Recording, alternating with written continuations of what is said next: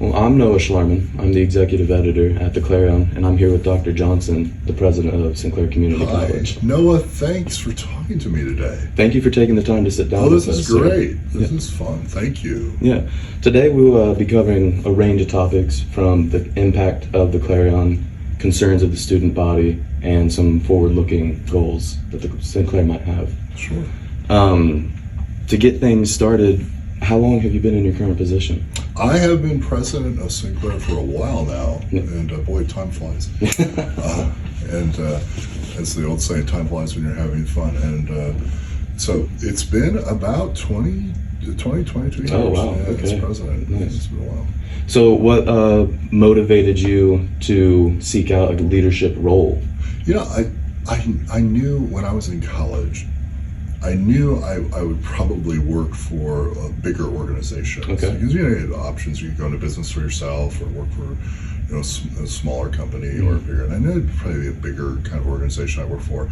And I always thought I'd work in marketing. I had a background in that, and I thought I'd work in marketing. But as I fell in love with colleges and universities, and they were bigger ones, and Sinclair's a bigger community college, it's like, well, they need people that help run the business too. And I love the mission of higher education, and so I worked at a couple of universities and at a private college, and I love the mission. I love helping people, and I love working in the business part of helping people and making sure the systems help people. And then when I worked at my first community college, I just fell in love with it. I mean, just absolutely like, okay, this is me, and this is what I absolutely love to do. So that's really that's long story short of my career is I just love higher ed. I love helping people. I love education. I love learning. I love it that it changes lives. Yeah, absolutely. And so that's why we're here. So have you worked your way up through Sinclair, or have you worked at other colleges? I worked at colleges in Arkansas and in Iowa, Arkansas, Texas, and Florida. Okay. Early in my career, and early in my career was kind of like a military career or a early career, corporate career, where you move up, and so you might work a couple years or 3 years or 4 years someplace, and then move up. So I did that early, and I worked in I worked my way up and worked in a lot of different areas in colleges and universities. I've had 2 jobs here at Sinclair. So I had a job that was chief operating officer and provost, and that job doesn't really exist exactly like it is now. And then so I did that for the first 3 years when I came here, and then I was hired as president after that first 3 years. So moving into Clarion specifically, what would you say the impact of the Clarion is on the local Dayton community? It's a great information source. I mean, even for me, like, I have my Clarion right here. It's like I learn stuff. Yeah. and you know what? It's so funny because like I already know stuff. Yeah. It's like I should know stuff, but it's so great because I learned stuff. Because when I was going through this the other day and looking at the articles, and this is the March edition, volume 47, and the Women's History Month, and I really like this story, and then the immigrants' influence on St. Patrick's Day was very, very good. More knowledge is more savings. It's probably really good. I just skipped over that. Yeah. And then I really like comedians, but I skipped over Inside Look at Dayton's Funniest for now. I will come back to it because my wife and I will no doubt want to see these comedians. But then the Sinclair's RN to BSN program. Yeah. And so you'd think I'd know a lot about that because I had a lot to do behind the scenes with this. But this is really a really nice overview of how Sinclair is providing access to a really important profession. And we have many of those here at Sinclair, very important professions that helps all of us. Yeah. And so I know I'm going on and on, but then I love guitars. Oh my gosh, personally, I love guitars. I own too many guitars personally. No such thing. Yes, Noah, I agree. You and I are best friends. So the Guitar Lab is so incredible, and I'm so glad. I had no idea The Guitar Lab was on PBS. Yeah. I had no Right. idea until I read in the Clarion. It's like, oh wow, that's so awesome, because the Guitar Lab for a long time has been doing a lot of good work in engineering education. And you would think it would be a musical instrument luthier program, and it's really not. It's really for learning manufacturing and some of those things. Right. But it's really a fun way to do that, and I love it. I love it. So anyhow, that's it. And the Students in Need and the Food Bank and SNAP. And Charity Early. So this story about Charity Early, because she was a very important person Yes. In the Dayton community. She was a really, really, really an impressive person. She was the vice chair of Sinclair's board. Oh, wow. That's why we have Charity Early Auditorium. Yeah. And I was blessed to be able to meet her before she passed away, probably about a year before she passed away. She was an elder, about 25 years ago. And I was able to meet her. And what an incredible story, and then we've got our good partner right here as an ad. Yeah, so you're right. making some money That's here right. with a really big ad from Wright State, Yeah. and they're a really great partner at Sinclair. So it's just, look at this. It's a thing of beauty. It's really well done. Yeah.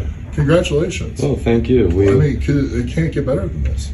It's all from the student journalists here at Sinclair. It's all people in that journalism program.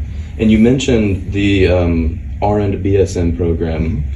Does Sinclair have any more plans to create 4-year programs like that? We do. Yeah. We do. So we have 5 that are done, and 4 of them are have students enrolled. The 5th will be enrolling here shortly. And then there are another couple that are starting through the process in cloud computing and then in applied programming. Okay. And then there are even a few more that are waiting in the wings that down the road we can do. They're very popular, and they're just going very well, and they're very affordable and very high quality. So all those things are, the very varies all line up very well. So as one of the student body, one of the biggest questions is, how is our voice heard as a student body? What does the president's office or the faculty at large do to ensure that student voices are heard here at Sinclair? So it's pretty interesting how this works, and it works actually quite well. So there are 32,000 students who study for college credit at Sinclair every year, which is a lot of people. And if you think about the enrollment in each and every section of each and every course, and how the students, at that, from that facet of interaction and their voice heard, get heard in the classroom. And so we have, in round numbers, 300 tenure and tenure track faculty, plus another several hundred adjunct faculty hearing student voices daily. And so that's a lot of surface area which is good. Another completely different facet of how the student voice is heard is through pretty regular surveying that we do. And then there is another facet we have, and this might sound kind of negative, but we have it, and it's necessary, and it serves a good purpose, is the student complaint system, and where students can have their voice heard. We often do then another facet of like visualizing this multifaceted thing here, the student voice and how it's heard.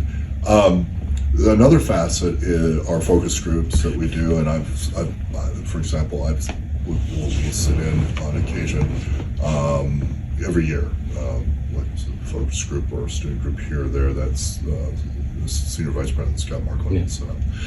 So there's that. Clarion. Clarion is obviously one of the premier ways that the students, because even when you look at what is said and how it is said and what is selected, what is your area of focus, it really I mean, when you look at it, it's like what matters to you comes across here. What matters to you and how it matters to you. So this is yet another way. So many facets. So kind of leading off of that, I know that with a community college, it can be hard to kind of establish a common identity. Mm-hmm. Is there any steps that faculty take to try to ensure that there is a common identity? So I think again, a multifaceted approach to that is the nature and character of this college. Sure. So one of the steps taken to build a common identity is the entire ethos of, we're about finding the need and endeavoring to meet it. And that's not only student need, but that's there. I mean, that's there, and it's core and central. But it's also these other important facets. There I go with the facets again, but you gotta hang with me on that. There are a number of community needs that Sinclair endeavors to fulfill in services, and in services to people who need help legally, people who need help with security, people who need help with housing, people that need help with education, of course, and so in entertainment. And so one of the parts of our identity as Sinclairians is that we know that we don't just exist in a community. We don't just exist like we're just located there in Ivory Tower. We are part of the fabric. And if you're a student here, you cannot not escape that. You cannot not know that very easily. So that common identity is like you help each other out. Another common identity of Sinclair is that we actually just try to be pretty nice people. Honest, ethical people and decent people. I mean, we're just trying to be, so honest, ethical, decent, helping each other out. We're all in this together, whatever this is. And things are going pretty well in the Dayton region. In most respects. There are more jobs coming in. It's different than it was 20 years ago, where it wasn't that, and the years before that even, it wasn't that. And now jobs are coming in. Economic development has picked up, and it's really going pretty well. So another thing about our common identity is that we're about living and working here, and raising your family here. So there's nothing wrong about a university like, I'll pick an out-of-state university, University of Michigan. There's nothing wrong about the University of Michigan where most of its students, stop into Ann Arbor for their education for 4 years or 5 years, and then off they go. Nothing wrong with that. That's not us. What we do, there's nothing wrong with what we do. 90% of the students that study here at Sinclair stay here, and they work and raise their families, and their kids come here, and there's nothing wrong with that either, and that's part of our identity. We think globally, and we try to be as smart as we can about what's happening in the world. I'm pretty proud of how smart we work to be, all of us. But we apply it to the Dayton region, Southwestern Ohio region. Absolutely. So that's part of our identity.